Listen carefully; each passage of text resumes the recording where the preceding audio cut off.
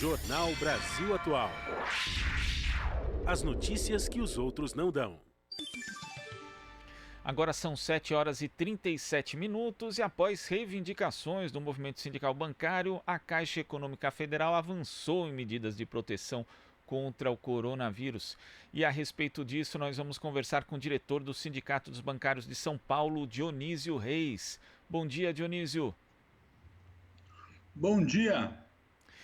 Dionísio, a Caixa, ela acabou tomando medidas, né, depois de muita pressão aí do movimento sindical, com a liberação para o home office para 100% dos empregados da área, meio e para 70% dos empregados da agência, bem como contingenciamento também da entrada de clientes nas agências bancárias. Eu queria que você detalhasse mais como foram essas medidas e também em relação aí a outros bancos, como que estão as negociações. Bom, primeiro, bom dia aí à Rádio Brasil Atual, nosso Jornal da Manhã, os ouvintes, as ouvintes.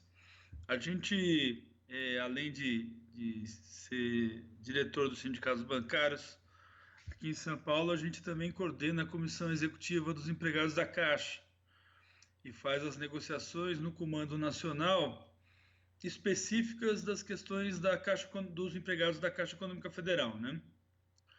O Comando Nacional dos Bancários, que aglutina aí todos os sindicatos, federações do campo da Contraf, CUT, negociam e tem hoje um comitê de crises que discute direto com a FENABAN as questões vinculadas aí ao Covid-19.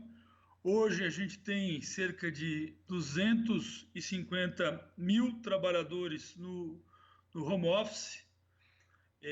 O setor está cerca de 80% do setor administrativo dos bancários está em home office e 40% das agências está em home office, né? Isso é uma questão importante por conta da necessidade do isolamento, né? A gente está vendo esse debate aí nas mídias, mas a necessidade é absoluta do isolamento, tal do isolamento horizontal. Então, para isso, a gente precisa que os bancos entendam que só o atendimento essencial deve ser exercido pelas agências, né? E na Caixa, então, como a gente tem uma tarefa, vamos dizer assim, uma tarefa hercúlea, né? Que é o pagamento dos programas sociais, o pagamento para a população em geral, fica bastante difícil, né, da gente evitar as aglomerações, mas a gente tem conseguido aí que esse rodízio, né? Então, nas agências, a gente tem pressionado, né? Tem discutido com a gestão e com os trabalhadores a necessidade de 70% dos trabalhadores ficarem em home office para preservar a saúde, para preservar a vida dos trabalhadores. Em relação à estabilidade dos trabalhadores, né? A gente viu que alguns bancos, inclusive, anunciaram que não vão fazer demissões durante o período da pandemia. A gente tem aí a questão do cumprimento de metas também, que faz parte do cotidiano de boa parte dos trabalhadores do setor bancário. Eu queria que você falasse a respeito disso também, como estão as negociações nesse sentido, Dionísio. Olha, no setor a gente teve um grande avanço no sentido em que os bancos privados anunciaram a não demissão nesse período. A gente espera que seja não nesse período e nem no período logo subsequente, né? A gente também tem uma expectativa grande quanto à responsabilidade do setor financeiro quanto à recuperação econômica, né? Uma vez que a gente está vendo, na verdade, na recuperação econômica, é só questões do governo, né, questões de Estado, que estão vindo para dentro dos bancos, como financiamento de folha de pagamento e outras medidas que estão sendo tomadas, são medidas de governo que vão passar por dentro dos bancos. Essa questão da estabilidade na Caixa Econômica Federal, a gente tem conseguido manter a estabilidade dos trabalhadores concursados, né, na questão da demissão. No entanto, a gente tem um enfrentamento muito grande na questão do descomissionamento. Então, os trabalhadores são sempre ameaçados aí com a redução salarial, que às vezes representa 70% do salário, 90% do salário, e a gente conseguiu que, durante esse processo, se congelasse, né, se suspendesse qualquer processo de movimentação. Então, acabou descomissionamento nesse período. Não haverá descomissionamentos durante esse período. Mas ainda se mantém as nossas grandes preocupações aí com a saúde desses empregados, dos terceirizados, né, que são os trabalhadores que estão lá, e da população que acessa os bancos, né? Os bancos têm o risco de serem, né, principalmente os bancos mais populares, como a Caixa Econômica Federal, de serem vetores dessa doença que vem vitimando milhares aí, chega aos mais de 500 vítimas aí no Brasil, né, pelo que eu estava vendo nos números de hoje. Pode ser um vetor de levar das classes médias, né, das classes mais abastadas, que viajaram para o exterior e que adquiriram essa doença, para as classes mais populares, né? Então isso é algo que tem preocupado bastante a gente, e a gente tem olhado bastante com um olhar clínico essa questão, e por isso a gente tem feito esse enfrentamento também para defender a população. Agora a gente vai à participação de Marilu Cabanhas. Marilu. Oi, Dionísio, prazer falar com você. E, Dionísio, eu queria saber o seguinte de você. No caso dos sindicalistas, né, tão perseguidos pelo governo Bolsonaro, e agora com esse acordo, né, que vocês conseguiram com os banqueiros, eu queria que você falasse desse papel, né, que representa aí os sindicatos, as centrais sindicais neste momento de pandemia do coronavírus. Quer dizer, foi fundamental a atuação dos sindicalistas para que os bancários tivessem essa proteção que vocês conquistaram. Não é isso, Dionísio? Oi, Marilu, tudo bom? Sou seu fã aí na rádio, viu? Antes de mais nada, é importante essa pergunta que você está fazendo, Marilu, porque as medidas que vinham sendo tomadas pelo governo federal, encabeçada, até porque as medidas não são homogêneas, elas são heterogêneas no nosso governo, né? A gente tem o Ministério da Saúde tomando medidas científicas, e a gente tem representantes da Presidência da República tomando medidas, não sei, não são nem religiosas, não são nem de origem religiosa, nem de origem, não sei qual que é a origem dessas medidas, mas tomando lunáticas, né?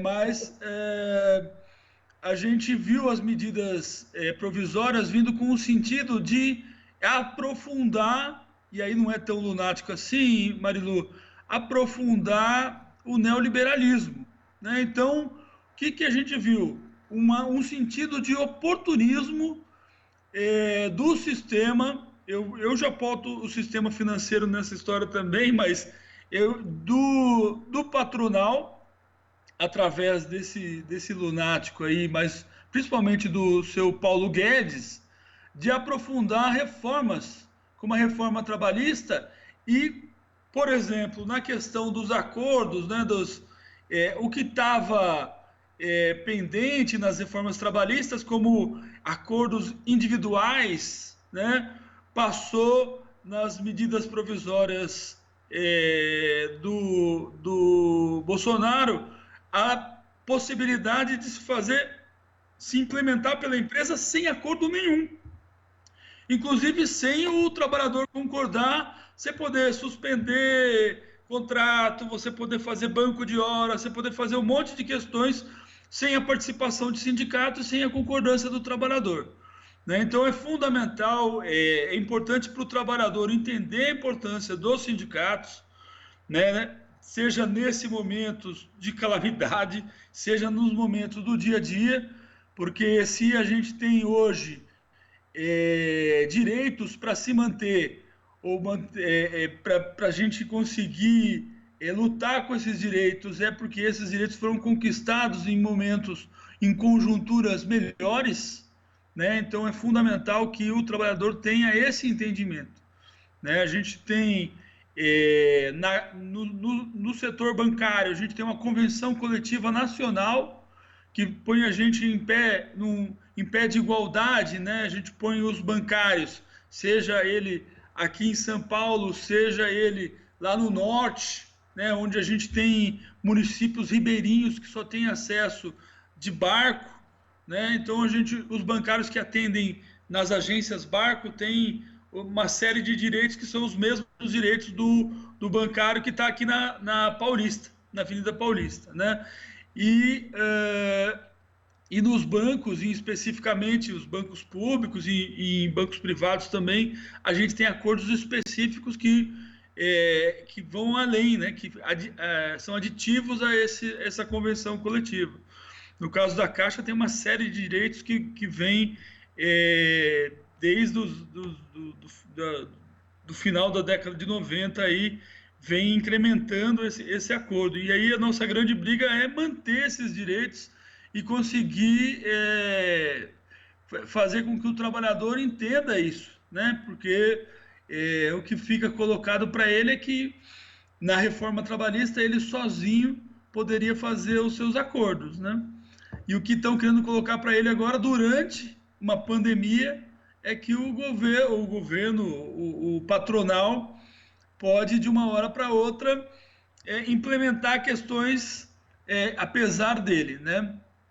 Passando por cima do trabalhador, né? Então, eu acho fundamental essa reflexão. Esse vírus, esse coronavírus, ele traz uma reflexão que vai além da questão da saúde pública, né? Eu acho que a gente corre o risco, se a gente corre o risco das agências serem vetores, a gente precisa entender a importância do banco público também, né? Então, a agência, a gente vai ter o pagamento aí dos R$600, né? Que é uma grande expectativa para a economia do país, né? A gente reivindicou bastante que o sistema financeiro todo fizesse o pagamento. No entanto, ficou claro que quem vai fazer o pagamento é a Caixa Econômica Federal, né? Então, quando a gente passa o ano inteiro brigando e dizendo a importância da Caixa Econômica Federal e o sistema financeiro jogando contra e os outros bancos jogando contra, é importante entender qual que é a importância da Caixa Econômica Federal. Numa pandemia dessa, ninguém quer fazer o pagamento, né? Vamos nós fazer o pagamento, certo? E nós vamos fazer sim, porque nós temos condições de fazer. Nós temos know-how de fazer o pagamento. No entanto, é fundamental que se dê condições efetivas de fazer o pagamento. Apesar da gente ter tido, Marilu, diversas conquistas aí, contingenciamento no atendimento, trabalho remoto para os trabalhadores, né, para evitar que se aumente a tragédia que já é essa pandemia, né, porque a gente não pode dar também uma relação de causa e efeito para todas as questões para tudo que acontece, né? Mas são diversos aspectos, são diversas causas, né? Mas para não se aumentar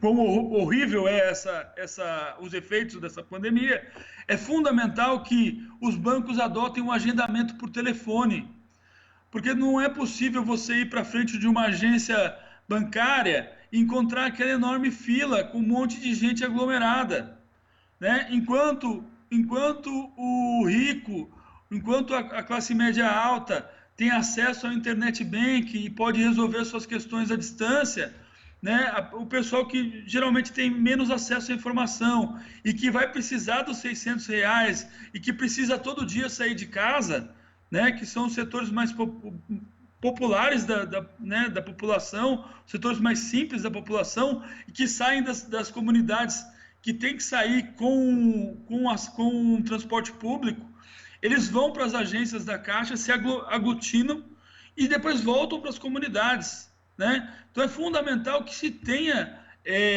agendamento por telefone, e é uma coisa tão simples. Eu estava outro dia discutindo com o diretor da Caixa aí, pô, a pizzaria, o Habib's tem o telefone, você liga, desculpa fazer a propaganda aqui, ainda mais de uns golpistas que nem essa turma do Habib's aí, mas qualquer vendedor de esfirra aí, de má qualidade, tem um telefone que você liga e em qualquer bairro você acessa o mais próximo de você. E aí você pode agendar um horário, o melhor horário, e as pessoas irem, né? Porque não é verdade que essa pandemia é democrática, porque quem tem melhores condições pode ficar em casa com a geladeira cheia assistindo Netflix. Quem não tem essas condições, o trabalhador do Rappi, o trabalhador da Uber, os setores que precisam estar todos os dias na rua para garantir o seu ganha-pão, eles não vão poder ficar em casa isolados, nesse isolamento que a gente está preconizando, né? Então, é uma questão humanitária, né, que os bancos adotem o agendamento por telefone. Então, a gente teve diversas conquistas, é fundamental isso, mas é também humanitário, é fundamental tanto para a vida dos bancários, quanto para a vida da população, que se adote o agendamento por telefone e se feche as agências, não fechando elas para o agendamento, fechando elas para os atendimentos, mas fechando elas para o acesso direto, que a pessoa chega ali e forma uma fila na frente, né? Isso tem sido um grande problema nas agências, Marilu. Sem dúvida, Dionísio. Vamos ver se agora os banqueiros aceitam essa proposta que você está fazendo nesse momento, né, Dionísio? Vamos torcer para que dê certo. Vou passar agora a peteca para o Glauco. Obrigada, Dionísio. Beijo. Tá certo, Dionísio. A gente agradece aqui a sua participação no Jornal Brasil Atual e até a próxima. Até. Obrigado, Glauco. Opa, a gente que agradece. Conversamos aqui com o diretor do Sindicato dos Bancários de São Paulo, Dionísio Reis. Você está ouvindo Jornal Brasil Atual. As notícias que os outros não dão. Covid-19. Fique em casa. Saiba como se prevenir.